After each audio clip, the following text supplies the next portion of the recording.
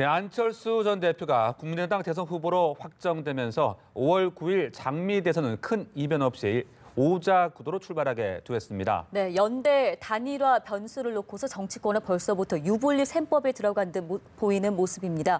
전문가 두 분을 모시고 자세한 내용 짚어보겠습니다. 차명진 전 새누리당 의원, 차재현 부산 가톨리대 초빙 교수 두 분 모셨습니다. 안녕하십니까? 네, 안녕하십니까? 네, 대진표가 드디어 확정이 됐습니다. 경선 과정을 좀 보면은 일단은 문재인 대선이 쭉 유지가 됐고 무엇보다 안철수 후보의 도약이 눈에 띄는 것 같습니다. 이렇게 안철수 후보가 급부상하게 된 이유 어디에 있다라고 보십니까? 예, 제가 이제 뜬금없는 얘기 하나 하면 그 과거에 미국에서 골드러쉬 있었을 때 최고로 돈을 많이 번 직업이 뭔지 아세요? 뭐예요? 금 캐는 사람이 아니라 청바지 만든 사람입니다. 금 캐는 사람들이 입는 청바지를 만든 사람. 그게 오늘날 리바이스의 원형인데 제가 왜 얘기하냐면 지금 안철수 후보가 이렇습니다. 특별한 전략이 사실은 없었습니다. 과거에 어떤 부족한 세를 만회하기 위해서 DJP 같은 전략이 없었는데 이분이 나름대로 지금 세가 불려지고 있지 않습니까? 그 얘기는 뭐냐? 어차피 정권 교체는 돼 있고 그러나 정권 교체를 원하면서도 문재인 공포증이 있는 사람들은 나한테 오게 돼 있다라고 해서 이분이 길목을 잘 지켜가지고 사실은 이렇게 지금 선거 중후반에 부상하고 있는 겁니다. 그러니까 한마디로 안철수 후보가 지금 뜨는 이유는 길목을 잘 지켜서 그렇다. 제가 볼 땐 그렇습니다. 네. 저는 길목을 잘 지킨 측면도 있죠. 그러니까 그 축구나 농구에서 위치 선정을 잘하는 것도 하나의 그 선수의 그 특장이거든요. 그렇다고 한다면 안철수 후보가 상당히 나름대로 전략을 잘 짜고 있다는 하나의 반증일 수도 있겠죠. 제가 봤을 때는 가장 결정적인 이유는 안철수 후보가 당내에서 제기되었던 연대론보다는 자강론을 외치면서 스스로에게 상당히 이 자기 승리의 신념을 심어준 부분이 지지층들에게 우리도 이길 수 있다는 신뢰감으로 아마 퍼졌던 것이 아마 가장 큰 결정적인 이유가 아닌가 하는 생각이고요. 이것이 지난번 그 국민의당 1차 경선이 행해졌던 호남에서의 압승 그리고 또 그것이 흥행의 성공으로 이어지면서 이 지금 반기문, 한교안, 안희정을 거쳐서 갈대를 잃어버린 중도표가 안철수를 주목하게 된 계기 이런 것들이 복합적으로 작용하면서 안철수 후보가 지금 상당한 지지율을 지금 끌어올리는 하나의 동인이 되지 않았나 생각입니다. 네. 저희 리포트에서 보셨지만 안철수 후보 목소리에서부터 단어 선택, 그 어미 처리까지 굉장히 많이 변화가 있지 않았습니까? 강력해졌다 이런 평가가 많던데요. 이 부분도 어떤 정치적 전략일까 싶기도 한데 어떻게 달라졌다고 보세요? 그러니까 이제 안철수 후보가 전체적인 구도를 설정하면서 자신이 위치해야 될 위치를 지금 정확히 파악했다. 길목을 정확하게 파악했다라는 것과 아울러 제가 또 하나 상당히 관심 있게 보는 것은 원래 정치인들이 이미지 변신을 많이 시도를 합니다. 컨설팅도 받고요. 아마 제가 볼 때는 안철수 후보도 이번에 이제 컨설팅을 받았을 거예요. 그런데 다른 정치인들과 달리 이분은 어색함에도 불구하고 자신의 어떤 바리톤 목소리를 억지로라도 내가지고 나름대로 좀 그동안 부족했던 카리스마를 한번 확보해오겠다. 진짜 강철수가 한번 돼보겠다라는 의지가 읽혀지지 않습니까? 이거 자체는 확실하게 변한 것과 별개로 저 사람이 변하려고 하는구나 라는 어떤 그 기대감, 신뢰감 이런 것을 주는 것은 분명히 맞습니다. 보통 정치인들은 이렇게 안 합니다. 어색해서. 그런데 하여튼 안철수 후보의 이런 변화의 노력, 시도 이런 것은 상당히 긍정적으로 보고 아마 저뿐만 아니라 아마 실제 국민들도 그렇게 봤을 거로 여겨집니다. 네, 차 교수님은 안 후보의 변화된 모습 어떻게 보고 계세요? 저는 상당히 먹혀들고 있다 그래 봅니다. 사실 안철수 후보가 이 기존의 이름에서 있는 철수라는 이름 때문에 상당히 많이 시달렸지 않습니까? 옛날에 서울시장 재보선 때 보선 때 그때 그 후보적 양보, 2012년 대선 때 문재인 후보의 양보, 그리고 또 제1야당의 대표직을 하다가 또 선거에 보궐선거에 졌다고 해서 또 양보. 그렇기 때문에 안철수는 철수만 한다는 이미지가 있었는데 이러한 나약한 이미지를 아주 강력한 목소리와 이 제스처를 통해서 이분이 상당히 바뀌고 있고 변하려고 노력하고 있구나 하는 부분들이 아마 이 지지자들에게 상당히 좋게 각인되고 있는 것이 아닌가 하는 생각입니다. 사실 안철수 후보 입장에서 본다고 한다면 어떻게 보면 어게인 4.13이죠. 작년 4.13 총선 때 국민의당이라는 새로운 당을 만들어서 광야로 났을 때 광야에 나가서 죽겠다. 그렇게 해서 결국 성공하지 않았습니까? 예. 그 성공의 자신감이 이번에도 또 변신으로 이어지고 그것이 뭐하고 맞물렸냐면 앞서 제가 이야기했던 소위 말하는 자각론하고 맞물리면서 상당한 시너지 효과를 내고 있는 것이 아닌가 하는 생각입니다. 그렇다고 네. 강철수 이런 얘기도 나오는 거죠. 그렇죠. 그래서 이제 안철수가 아니고 이제는 강철수라는 얘기가 나오는 거죠. 철수 안 한다라는 얘기도 예, 나오고요. 예, 철수 안 한다는 얘기도. 자, 그럼 이제 앞으로 본선 레이스에서 예.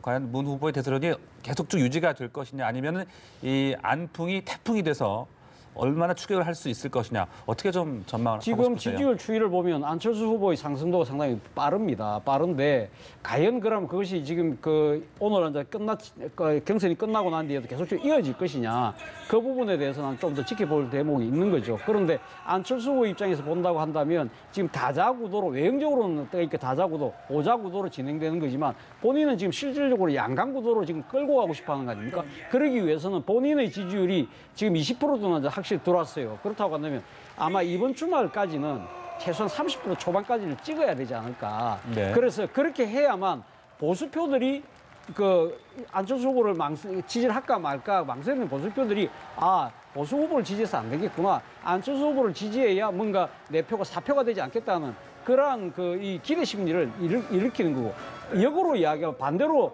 이 문재인 후보 입장에서는 지금 자신이 어저께 끝났습니다만 이 컨벤션 효과에 의해서 자신의 지지율이 최소한 당의 지지율보다는 앞서가야 된다는 거죠. 이 당의 지지율보다도 뒤처지는 상황이 된다고 한다면 이 대처는 흔들리는 것이 아닐까? 이런 식으로 해서 예. 이 지금 안철수 후보가 상당히 근접하게 다자구도 속에서도 이 근접하게 따라붙을 경우에는 실질적으로 양자구도를 허용하게 되는 결과가 되기 때문에 예. 아마 제 생각에 이번 주 한 주의 이 두 사람의 지지율 승부가 앞으로 판세를 좌우하는 큰 하나의 이 시금석이 되지 않을까 생각합니다. 네. 두 사람의 양자 대결 놓고서 프레임 전쟁이 좀 심각해지고 있는 것 같아요. 공방이 치열해지는 게 문재인 전 대표는 안철수 전 대표가 이거 구 여권 정당과 연대하는 건 적폐 세력들이 정권 연장 같이 꾀하는 일이다 이렇게 얘기하고 있고, 안철수 후보는 문재인 후보 나 외에 다 적폐라고 하는 거 오만한 발상이다 이렇게 얘기를 하고 있습니다. 발언이 좀 거세진 것 같은 느낌도 있거든요. 이게 두 사람에게 득이 되겠습니까? 실이 되겠습니까? 일정하게 제가 볼 때는 뭐 두 분 다 정확한 지점을 못 짚는 것 같아요.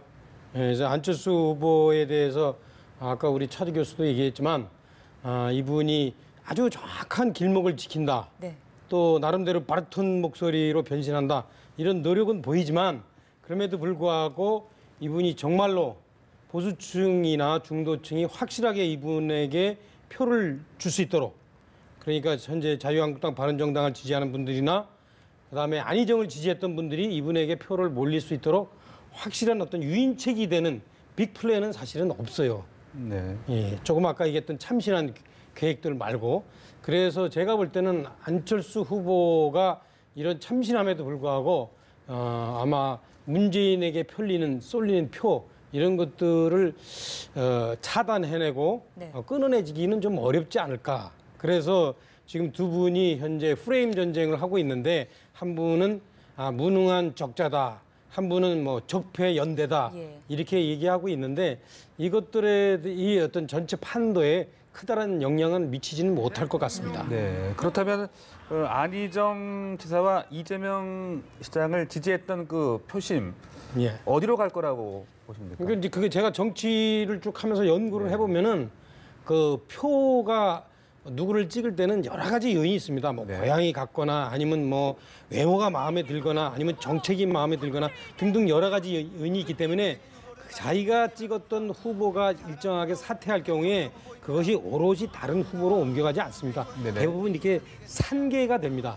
이것은 뭐 네. 반기문을 지지했던 표도 그렇고 그다음에 황교안을 지지했던 표도 그렇고 이번에 안희정을 지지했던 표도 상당 부분 안철수 후보에게 이미 빠져나갔으나 네. 그럼에도 불구하고 문재인 후보, 그러니까 더민주당에 주저앉아 있는 표도 있을 겁니다. 그리고 또 이재명 후보를 지지하는 표는 특징이 상당히 이념 성향이 강한 표이기 때문에 네. 전략적 지지를 하게 돼 있습니다. 그래서 그 표들은 거의 제가 볼 때는 아마 이재명 후보가 3등해서 실제 기회를 잃었음에도 불구하고 네. 문재인을 빠져나가지 않을 겁니다. 그래서 제가 얘기에는 안철수 후보가 네. 현재 우리가 이 지루한 지금 대선전에 뭔가 이렇게 좀 변수가 될 수 있을 것 같은 참신함을 줌에도 불구하고 역부족이 될 것 같다라는 네. 저는 생각이 듭니다. 안 전 대표에게 표심이 많이 가지는 않을 것이다. 네. 예, 이런 말씀이셨는데 차 교수님 생각도 궁금합니다.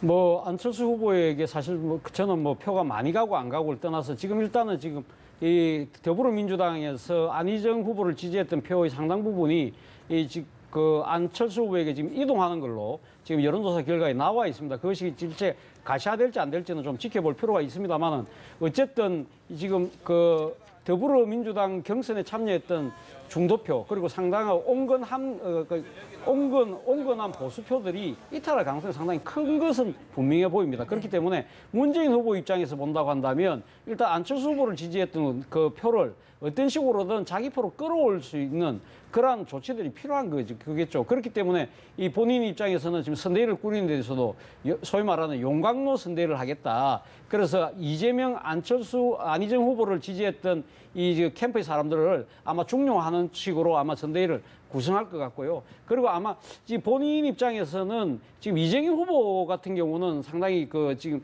어차피 이재명 후보의 지지층들이 상당히 선명성을 지지했던 사람들이기 때문에 자신에게 표가 많이 올 거라고 보지만 그럼에도 불구하고 이재명 후보 중 그 표 중에서도 일부분은 또 지금 정의당의 쪽으로 흘러나갈 가능성도 있는 거거든요. 그런 측면에서 본다고 한다면 이재명 후보에 대한 여러 가지 또 앉아 그 껴안기도 필요할 것 같습니다만 문재인 후보 입장에서는 한 가지 지금 좀 그 뭐랄까 불리한 그 하나의 대목이라는 것은 이 상대적으로 자기하고 겨루었던 이재명, 안희정 후보를 포용하고 싶어도 그렇게 그분들에게 이 지금 선거운동할 수 있는 이 공간을 열어주기가 쉽지 않다는 겁니다. 왜냐하면 안희정 후보나 이재명 후보가 다 공이 지금 자치단체장을 맡고 있기 때문에 선거 중립 의무가 있거든요. 네. 그렇기 때문에 이 두 사람이 사실 얼마나 적극적으로 지금 그러니까 나서줘야 될 필요가 있는데 그분들에게 줄 만한 직위와 공간이 없다는 그 부분이 있는 거죠. 그렇지만 문재인 후보 입장에서는 어떤 식으로든 안희정, 이재명이라는 두 명의 후보가 자신을 적극적으로 지지하고 정권 교체의 한 뜻으로 가고 있다는 이미지는 반드시 연출시켜야 되는 그런 숙제는 갖고 있는 것 같습니다. 네, 문재인 후보 입장에서는 안희정 지사와 이재명 시장의 역할론이 중요하다 이런 당연하죠. 얘기신데요. 문재인 후보가 그런가 하면 국립현충원 찾지 않았습니까? 이승만 전 대통령, 박정희 전 대통령 무역을 참배하면서 어떻게 보면 통합 행보에 시동을 거뒀다라는 평가가 있거든요. 이게 외연 확장에 도움이 될 것으로 보십니까? 뭐 저는 상당히 도움이 될 거라고 봅니다. 뭐 보통 그 이제 후보가 선출되고 나면 국립현충원을 방문을 해서 뭐 전직 대통령 모습까지 이제 다 돌아보는 거는 상례이긴 합니다만은 더불어민주당의 경우 같은 경우는 지금 이승만 또 박정희 두 전직 대통령의 그런 통치 이념이나 국정 철학에 동의를 못 해왔던 게 사실이지 않습니까? 그렇다고 해서 전직 대통령을 아예 외면하는 것보다는 그래도 오늘 뭐 문재인 후보가 이야기했다시피 이 과도 있지만 공도 있다. 그 공이라는 부분을 인정하겠다는 부분 자체가 아마 문재인 후보가 자신의 그 반대쪽에 있는 정파 세력도 자신이 집권하면 껴안겠다는 그러한 의지의 하나의 그 모습으로 비출 수 있기 때문에 저는 그런 부분들이 상당히 많이 도움이 될 거라고 봅니다. 사실 문재인 후보가 본선 후보가 됐을 때 가장 지금 많은 사람들이 우려했던 지지층들이 많이 우려했던 부분이 문재인 후보의 확장성이라는 거거든요. 근데 확장성이 왜 안 되느냐 부분이 아까 우리 차명현 후보 말씀하셨지만 문재인 공포증, 쉽게 말해서 문재인 포비아라는 것이 분명히 실체한다는 거죠. 그러니까 문재인 후보가 이번 경선 과정에서 계속적으로 이야기했던 적폐청산, 이 적폐청산이 결국 사정 드라이버가 걸리고 그것이 결국 정치 보복적 형태로 나타나지 않을까 하는 우려를 반대편 정파들은 그런 걸 갖고 있고 거기에 대한 또 반대편 정파를 지지하는 지지층들까지 그런 우려를 갖고 있는데 문재인 후보가 그런 것은 아니다. 법과 원칙에 따라서 나는 어떤 식으로 하고 그와 아울러서 국민 대통합의 여러 가지 모습들을 해나가겠다는 그런 아마 이야기를 하겠죠. 그리고 정책도 내놓고 그 가장 첫걸음이 바로 전직 대통령에 대한 묘수 참배에서 하나의 자신의 진정성을 보여주는 계기가 된다고 저는 봅니다. 네, 그런가 하면 자유한국당과 바른정당 말이죠. 이 홍준표 후보는 우파의 단합을 강조하고 있고 반면에 유승민 후보 단일화 전혀 생각 없다. 오히려 감정의 골이 좀 더 깊어지는 그런 모양을 세거든요. 그래서 단일화 가능성 어떻게 보십니까?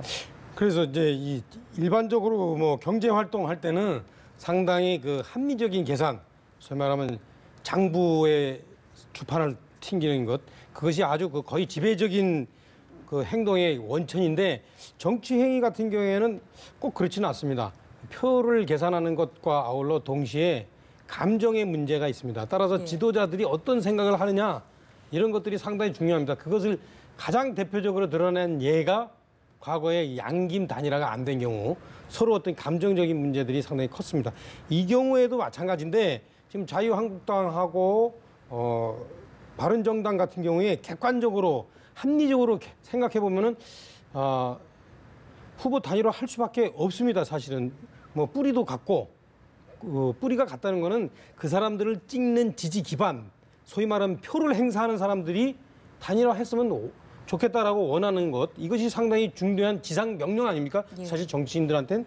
그리고 또 이분들이 각자 나갔을 때 표를 얻는 비율이 15%가 못 되는 것이 뻔한데 그럴 경우에는 어떤 대선 자금에 대한 보전 이런 것도 상당히 희박해지고 이렇기 때문에 분명히 이런 재정적인 측면에서도 단일화를 할 수밖에 없음에도 불구하고 예. 이제 두 분이 이제 이렇게 서로 얘기하는 행태 이런 걸 보면은 저기는 서자의 자식이다, 저기는 무자격자다 이렇게 얘기하는 거 보면은 상당히 감정이 골이 깊어져 가지고 네.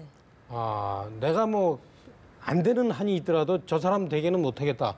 이런 식으로까지 가는 지경인 것 같아요. 그래서 앞으로 웬만큼 그 주변에서 압박이 심하지 않으면 정치는 생물이니까 또 이 경우도 있을 수 있겠지만 압박이 심하지 않으면 단일화가 점점 멀어지는 거 아닌가 이런 네. 생각이 듭니다. 예, 그리고 지금, 실제 네. 냉정해 보면 안 될 값에 주변에 있는 그 참모나 주변에 있는 지지자들은 안 될 값에 다음 선거를 생각한다면 독자적으로 있는 게 낫다라는 아마 조언도 할 겁니다. 예. 오자 구도로 시작이 됐지만 시간 지나면서 이제 연대 단일화 여부에 따라 구도에 분명히 변화는 있을 네. 것이라는 전망이 많은데요. 오자 구도 속에 양자 구도가 형성이 될지 이 부분에 대한 전망이 궁금하고요.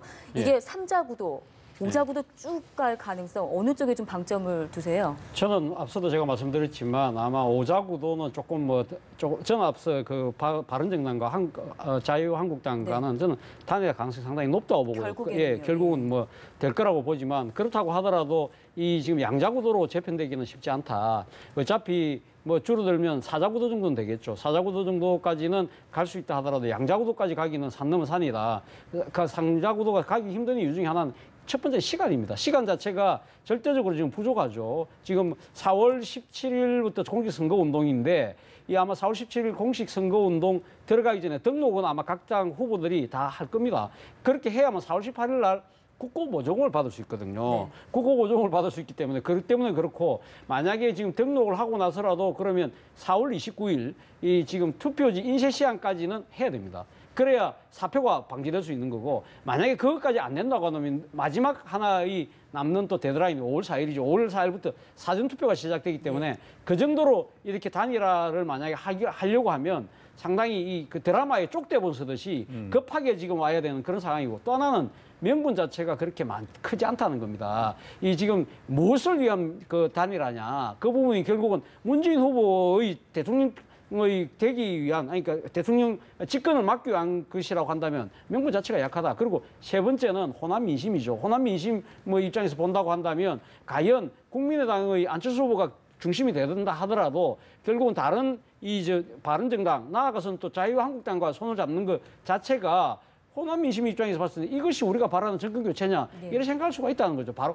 그 때문에 안철수 후보 입장에서는 그런 인위적이고 정치공학적이고 선거공학적인 단일화가 아니라 본인 입장에서는 국민에 의한 연대라는 표현을 쓰면서 심리적 단일화, 그러니까 실질적인 단일화를 이야기를 한다는 거죠. 그러니까 사자구도로 간다 하더라도 결국은 문재인 후보에 맞서는 유일한 강력한 후보를 자신을 포지셔닝 시킴으로써 실질적인 양당 구도의 모습을 취해야 되겠다는 건데 문제는 거기서 뭐가 문제냐면 문제는 보수 후보가 단일 후보 누가 될지 모르겠지만 네. 보수 후보의 표를 최소한 15% 이내로는 묶어야 된다는 거죠. 그 자체가 되지 않는다고 한다면 쉽지 않은 싸움을 할 거라고 봅니다. 네, 이런 가운데 김종인 전 대표 출마를 한다고 하죠. 김 전 대표의 출마와 함께 이 비문연대 구축에 좀 힘을 받을지 변수가 될 수 있을지 어떻게 분석하고 계십니까, 의원님?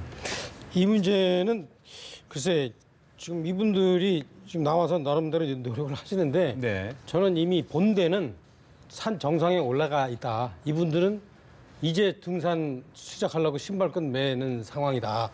이렇게 좀 보여집니다. 그래서 며칠 지나면은 사실 이슈에서 사라질 수밖에 없다. 네. 저는 그렇게 생각이 이미 듭니다. 많이 늦었다 이런 예. 말씀이신 것 같은데. 뭐 저도 뭐 그 정치적 파괴는 별로 없다고 봅니다. 본인들 지금 세 분이 지금 이야기를 하고 있지만 세 분 모두가 뭐 정치적인 그런 조직이나 또 뭐 지지세가 있다든지 그렇지가 않지 않습니까? 그렇기 때문에 그리고 또 여기다가 지금 그 본인 세 사람이 지금 손을 잡으려고 하는 가장 중심적인 인물이 이 국민의당 안철수 후보인데 안철수 후보는 본인 스스로 지금 자강론을 이야기하고 있기 때문에 이제 손잡을 가능성이 없는 거고요. 오늘 홍준표, 유승민 후보도 다가 공이 저 세 분들하고 연대나 이렇게 지금 이야기하지 않겠다고 이야기를 하고 있지만 그러나 뭐 저분들이 세 분이 힘을 합쳐서 아마 뭐 이렇게 노력을 한다고 한다면 선거 막판 가서 어떤 식으로든 단일화까지는 안 되더라도 뭐 각 당의 연대 정도 차원에서의 촉매제 역할 정도는 하실 수 있지 않을까 하는 생각이에요. 예.